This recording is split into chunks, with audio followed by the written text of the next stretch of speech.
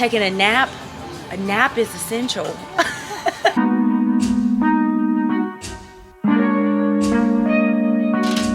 Hi beautiful people, I'm on the way to a breakfast meeting that I have at 11 o'clock, which is only like 3 minutes from my house.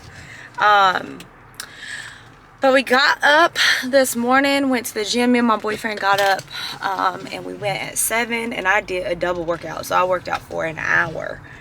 So got that out of the way. Now have this meeting at 11, and then I have a meeting with my accountability partner at 12, and I'll try to record a little bit of that so you can kind of see what we talk about, what we do. But yeah, we are on the move. Just been sending some emails back and forth to people. Yeah, that's about it. And my voice, I don't know what is going on. I don't know if the weekend did it or what, but my voice is going away. No, honestly, it's probably this pollen. Like all of this stuff in the air is just, whoo, I need to wash my car. Let me see if I can show y'all. Hold on. Let me stop so y'all can see. Look at that pollen on the top of my hood. It is ridiculous. But we're about to head there, so I'll check in once we get there. I'll let you guys say hey to him. We have made it. We are going into First Watch. So good. Alright guys, this is Mark, my photographer here for all of my listings. We are eating at First Watch. I don't know if you can see the sign.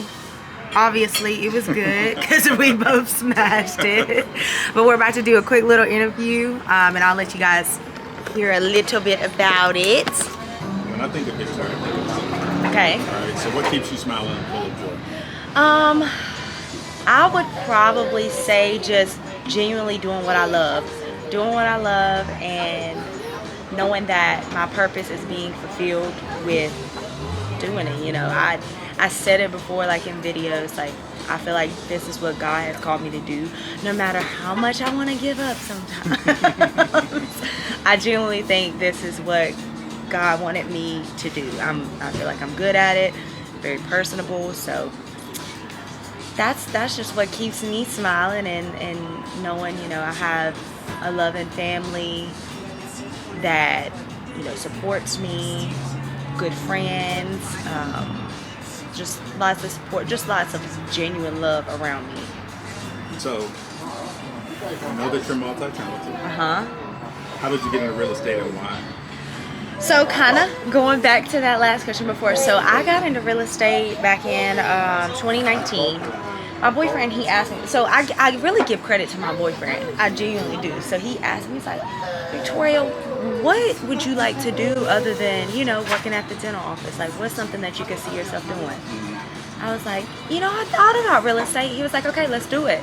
So him and my best friend for my birthday paid for my real estate class. Yes. I took the test. It was tough, but I did it. And I'm a people person. I love working with people. I love problem solving. And I used to not like the fact of change. Like, I wanted things to stay constant and stay the same. That's why I worked at the dental office, because I knew going into work, I knew what I was getting. You know, 9 to 5, once I'm home, I'm home. But this, I just have so much flexibility. It's every client is different. And so I love the dynamic of real estate. What was the process like? And then part 2 is, how did you prepare and when did you know it was time? I would probably say, so I left my full-time job in September of 2021. I knew it was time before that. It was just a matter of, how do I go about doing this? Somewhere I've been in the dental field for 7+ years, so very familiar to me. So it was hard leaving that. My business had drastically picked up, like, you know, I was having to go to show-ins, and, you know, sometimes I would have to take time off of work to go do show-ins or go to closings. So I knew at that point in time, like, okay, it's getting hard to balance both. And if I want to be the best realtor possible, I have to have this availability. And I prayed. Obviously, that's why I took so long to do it. Because I'm like, God, give me that sign. Like you said, give me that bluebird in my dreams.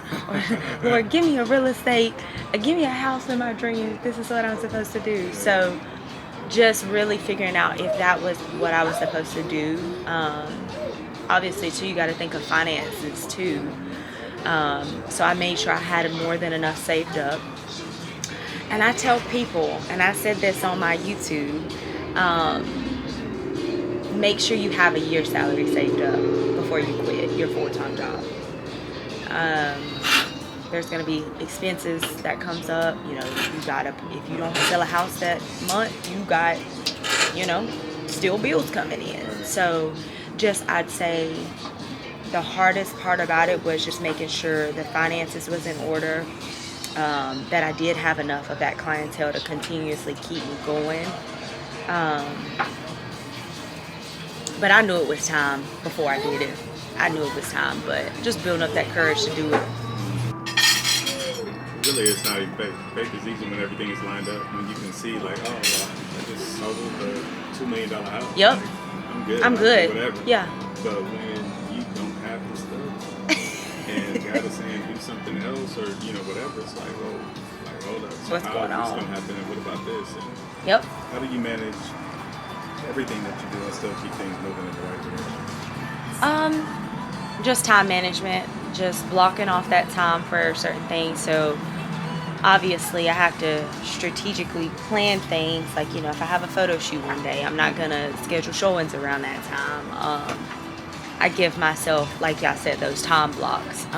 Modeling is so sporadic, so it's not like, oh, I'm gonna have a shoot every single day. It's like, oh, you might have a shoot next week, you know, and I might know the day before the shoot. Yes, very sporadic. So that's why I feel like they tie in well, because real estate is very flexible. You know, you get to choose who you work with, when you work with them, and how you work with them. And, you know, modeling just kind of get slid in where it fits in. What's your favorite thing about real estate? Closing day.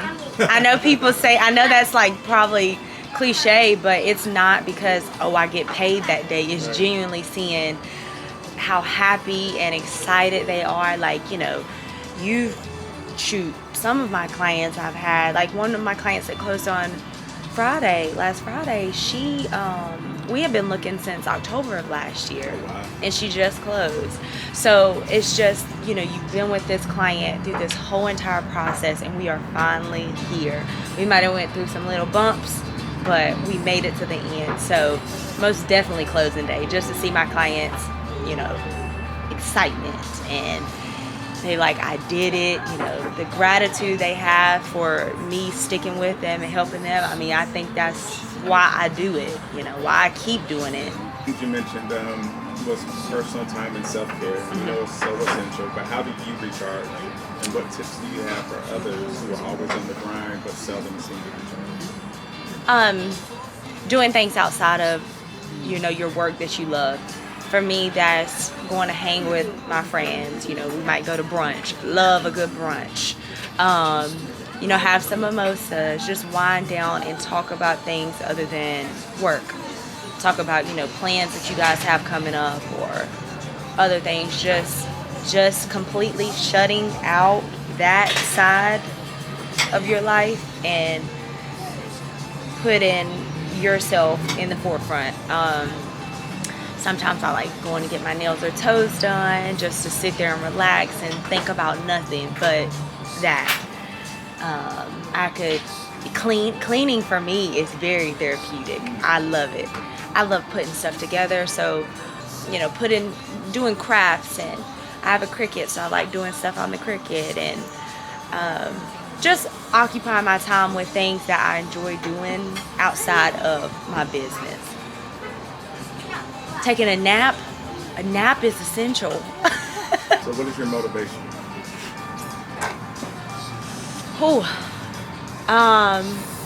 I know this might probably sound cliche, like making my parents proud. Even though I'm a grown woman, I still love to hear my parents say, I'm so proud of you.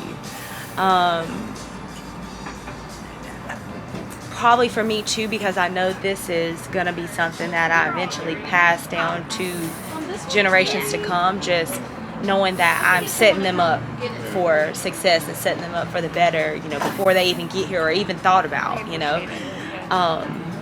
So yeah, I know that sounds very vague and very plain, but that's is what it is. No, but I think that's it's not. It's motivation, especially nowadays, in so many different ways, and I think some of it's so twisted. Yeah, it is. So many people chasing money, Yeah, and chasing fame, or yep, chasing what they think is fame, or think is the thing, and at the end of the day, it means absolutely nothing. No. Chasing and doing those things that everybody else says you should do, and everybody else says Yep. whatever. But if it doesn't line up to your values and what you're going for, then So why are you you're doing wasting a it? whole bunch of time. Exactly. I can easily say, yeah, like, obviously we want to make money, but you have to love doing what you do to see the benefits of it. Like, granted, a lot of people write me all the time. I talked about this on my YouTube. Oh, I want to get into it. It looks so fun. It looks easy. You make a lot of money. My first year in real estate, I made like $13,000. 13,000. That's who can live off of that as an adult. You know what I'm saying? So I knew, it's like, okay, Victoria, like, you enjoy this. Whether you're getting paid, I've cut my commission to save the deal sometimes or whatever. Like, it's not all about the money. The money is a plus. I get paid for doing something that I genuinely enjoy doing, but it's not, I mean, I can go out and find a job probably making a salary, and knowing I don't have to worry about the headache of, once that 5 o'clock is over, I'm done, So it's not all about the money for me. I am all finished up with our meeting. It was a great meeting. Mark is so sweet. He is a very, very sweet person. Loves the Lord. I love people that are sweet and love the Lord.